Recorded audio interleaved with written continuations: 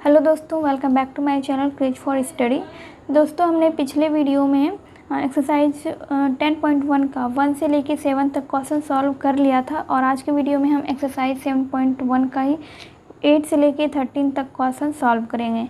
तो हमारा 8 नंबर का क्वेश्चन है, एक वर्ष में सीमा की आय 1,50,000 रुपये है और वह 50,000 रुपये की बचत करती है, अनुपात ज्ञात कीजिए। तो यहाँ पे ए नंबर का क्वेश्चन है सीमा की आय और उसकी बचत का। तो सीमा की आय है 1,50,000 रुपये और उसकी बचत है 50,000 रुपये। ठीक है, तो इसका अनुपात निकालना है। तो हमने 1,50,000 बटा 50,000 किया और 4 जीरो और 4 जीरो को कट कर दिया। ठीक है, और फिर इसको 5 से विभाजित किया हमने, 5 एकम 5 और 5 तिया 15। तो इसका अनुपात आ गया 3:1। फिर बी नंबर का क्वेश्चन है सीमा द्वारा की गई बचत और उसके द्वारा किए गए खर्च का। तो सीमा द्वारा की गई बचत है 50,000 रुपये, लेकिन उसके द्वारा किए गए खर्च उसमें दिया नहीं गया है क्वेश्चन में, तो हमें निकालना है। तो हमने क्या किया है, 1,50,000 यानी कि जितनी उसकी आय है उसकी आय में से उसकी बचत को हमने माइनस कर दिया। तो कितना आ गया, 1,00,000 रुपये। 1,00,000 रुपये जो है सीमा द्वारा किए गए खर्च है। तो अब हम 50,000 और 1,00,000 का अनुपात निकाल लेंगे। तो इसमें हमने चारों जीरो को कट कर दिया और बच गया हमारा 5 और 10। तो 5 और 10 को हमने 5 से विभाजित किया, 5 एकम 5 और 5 गुना 10, 1:2 हो गया हमारा आंसर। 9 नंबर में है, एक दर्जन पेन का मूल्य 180 रुपये है और 8 बॉल पेन का मूल्य 56 रुपये है। पेन के मूल्य का बॉल पेन के मूल्य से अनुपात ज्ञात कीजिए। पेन का मूल्य कितना है, 180 रुपये। यहाँ पे हमने लिखा पेन का मूल्य 180 रुपये और बॉल पेन का मूल्य है 56 रुपये। तो यहाँ पे हमने 56 रुपये लिखा। अब इन दोनों का हमें अनुपात ज्ञात करना है। तो 180 बटा 56 कर दिया हमने।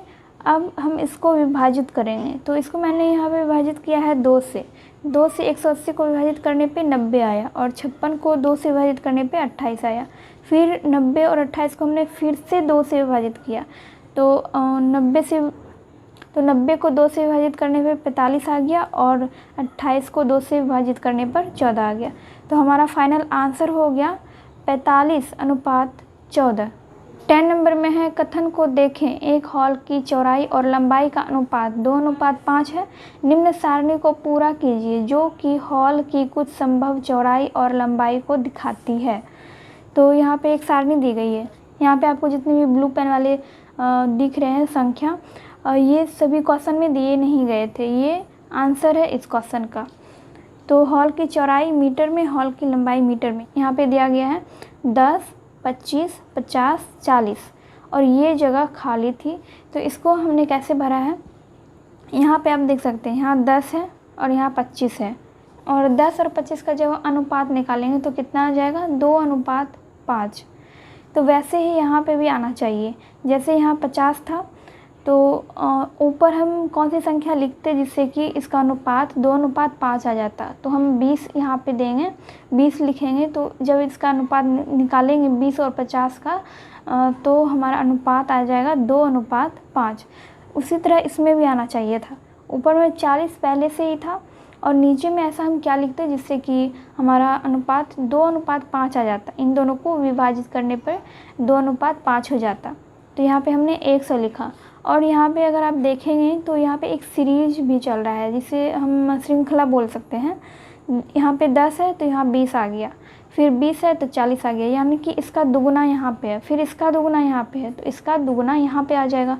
ये दोनों जगह आपको खाली मिलेगी क्वेश्चन में, ये दोनों जगह खाली है और ये दोनों भी खाली है, यानी यहाँ पे हमें आंसर लिखना है। तो इसका दुगुना मैंने यहाँ लिखा है, फिर इसका दुगुना दिया गया था, ये 40 पहले से ही दिया गया था, फिर इसका 40 का दुगुना हमने यहाँ पे लिख दिया। फिर 25 है, 25 का दुगुना 50 होता है, 50 का दुगुना 100 हो जाएगा और 100 का दुगुना हो जाएगा 200।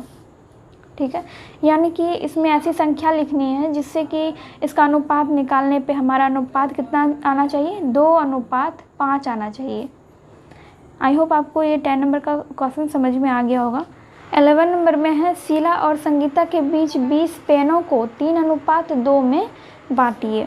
तो यहाँ पे 20 पेन है। तो ऐसी कौन कौन सी संख्या को हम ऐड करेंगे जिससे कि हमारा 20 आ जाए। तो जैसे कि मान लीजिए हम ले रहे हैं 18 और 2, इन दोनों को हम ऐड करेंगे तो हमारा 20 आ जाएगा।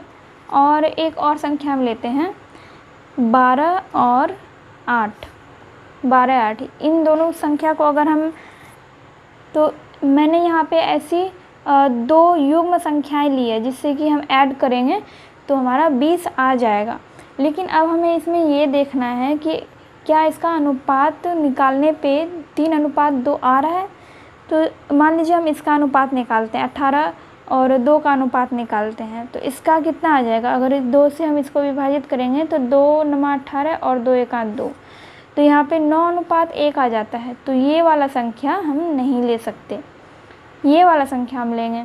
इसका अनुपात अगर हम निकालते हैं, मान लीजिए इसको हम 4 से विभाजित करते हैं तो इसका अनुपात आ जाएगा 4 × 12 और 4 × 8, तो 3:2 आ जाएगा। तो इसको हमें लिखना कैसे है, 12 + 8 20 हो जाता है। अब इसका हमें अनुपात निकालना है, 12 और 12:8 देंगे तो इसका कितना आ जाएगा, 3:2, यानी कि ये हमारा आंसर हो जाएगा 12:8, 12:8 हमारा आंसर हो जाएगा। 12 नंबर में है पिता की वर्तमान आयु 42 वर्ष है और उसके पुत्र की 14 वर्ष है, अनुपात ज्ञात कीजिए। पिता की वर्तमान आयु का पुत्र की वर्तमान आयु से, पिता की वर्तमान आयु है 42 वर्ष, पुत्र की वर्तमान आयु है 14 वर्ष। अब इसका अनुपात ज्ञात करना है, तो 42/14 कर दिया हमने और इसको हमने 14 से विभाजित कर दिया, 14 एकम 14 और 14 तिया 42, 3:1 आ गया इसका आंसर। बी नंबर में है जब पुत्र 12 वर्ष का था तब पिता की आयु का पुत्र की आयु से, तो जब पुत्र की आयु 12 वर्ष था तब पिता की आयु कितनी थी, 40 वर्ष। ठीक है, क्योंकि यहाँ पे पुत्र की आयु में 2 वर्ष माइनस किया गया है, तो हम पिता की आयु में भी 2 वर्ष माइनस कर देंगे तो कितना आ जाएगा, 40। तो अब हम इन दोनों का अनुपात निकालेंगे। 40/12 हमने यहाँ पे क्यों लिखा है, क्योंकि यहाँ पे बोल रहा है कि पिता की आयु का, पिता की आयु, पहले तो हमने इसको ऊपर लिखा और पुत्र की आयु से, तो हमने पुत्र की आयु को नीचे लिखा है। तो अब इसको हम विभाजित करेंगे, इसको हम विभाजित करते हैं 2 से, 2 से विभाजित करने पे कितना आ जाएगा, ऊपर 20 आ गया और नीचे 6 आ गया। फिर इसको हमने 2 से विभाजित किया तो आ गया 10/3 आ गया, तो हमारा फाइनल आंसर हो गया 10:3। सी नंबर में है 10 वर्ष बाद पिता की आयु का पुत्र की आयु से, तो 10 वर्ष बाद पिता की आयु कितनी हो जाएगी, 52 वर्ष। 42 में वर्तमान आयु है 42 वर्ष और उसमें हम 10 जोड़ देंगे तो 52 वर्ष हो जाएगा। फिर 10 वर्ष बाद पुत्र की आयु, पुत्र की वर्तमान आयु है 14 वर्ष, 10 वर्ष बाद पुत्र की आयु हो जाएगी 24 वर्ष। तो 52 और 24 का हम अनुपात निकाल लेंगे। तो 52 और 24 को हमने विभाजित किया है 2 से, 2 से विभाजित करने पे ऊपर 26 आया और नीचे आ गया 12। फिर हमने इसको 2 से विभाजित किया तो 13 और 6 आ गया, यानी कि 13/6, 13:6, हमारा फाइनल आंसर 13:6 आ गया। फिर डी नंबर में है पिता की आयु का पुत्र की आयु से, जब पिता 30 वर्ष का था, पिता की आयु 30 वर्ष यहाँ पे दी गई है और पुत्र की आयु, तो जब उसका पिता 30 वर्ष का था, या पिता की वर्तमान आयु 42 वर्ष है, तो इसमें 12 वर्ष माइनस किया गया है, तभी आ गया 30 वर्ष। पिता की वर्तमान आयु में से 12 वर्ष को माइनस कर दिया गया है तो 30 वर्ष आ गया, तो यहाँ पे 30 वर्ष लिखा गया है। तो पुत्र की आयु हम कैसे लिखेंगे, तो उसके पुत्र की वर्तमान आयु में भी हमें 12 वर्ष माइनस करना पड़ेगा। तो यहाँ पे हमने 12 वर्ष माइनस कर दिया है पुत्र की आयु में, तो उसकी आयु हो गई 2 वर्ष। तो अब हम 30 और 2 का अनुपात निकालेंगे, तो कितना आ गया, 15/1। हमने यहाँ पे 2 से विभाजित किया है 30/2 को, 2 एकम 2 और 30 को विभाजित करने पे आ गया 15, तो 15:1 हमारा आंसर हो गया। 13 नंबर का क्वेश्चन है, एक विद्यालय की 6वीं कक्षा में कुल छात्रों की संख्या 120 है, उसमें 40 छात्र अ वर्ग में, 35 छात्र ब वर्ग में और शेष 100 वर्ग में पढ़ते हैं, अनुपात ज्ञात कीजिए। तो 1 नंबर का क्वेश्चन है कुल छात्रों का वर्ग अ में पढ़ने वाले छात्रों के साथ। तो कुल छात्रों की संख्या है 120 जो यहाँ पे दी गई है, और वर्ग अ में पढ़ने वाले छात्रों की संख्या है 40, तो ये भी यहाँ पे दी गई है। 40 छात्र अ वर्ग में पढ़ते हैं। तो 120 और 40 का हमें अनुपात निकालना है। तो इसको हमने क्या किया है, 120/40 लिख के इसको हम 0 इसका हमने 0 कट कर दिया है। अब 12 और 4 बच गया, तो इसको हमने विभाजित किया है 4 से। 4 एकम 4 और 4 तिया 12, तो 3:1 हमारा आंसर हो जाएगा।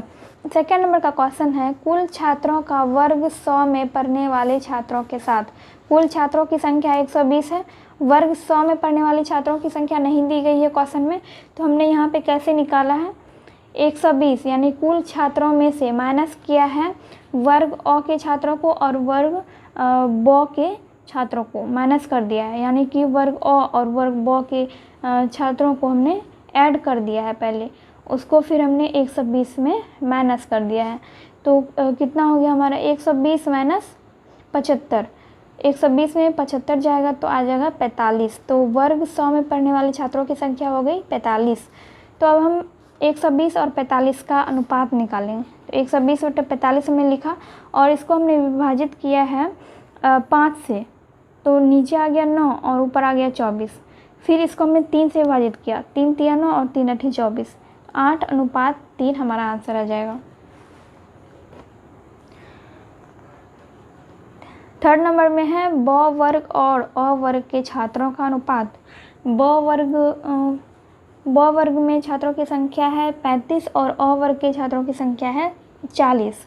तो 35/40 हमने कर दिया और इसको हम 5 से विभाजित करेंगे, तो 5 अठी 40 हो गया और 5 सत्ते 35, तो 7:8 हमारा आंसर हो जाएगा।